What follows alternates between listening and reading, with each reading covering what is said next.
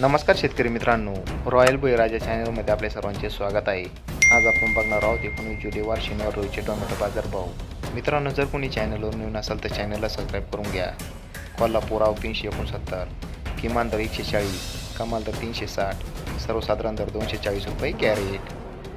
छत्रपती संभाजीनगर आवक 91, किमान दर 240, कमाल दर 440, सर्वसाधारण दर 340 रुपये कॅरेट. पुणे मोशी आवक 464, किमान दर 100, कमाल दर 300, सर्वसाधारण दर 200 रुपये कॅरेट.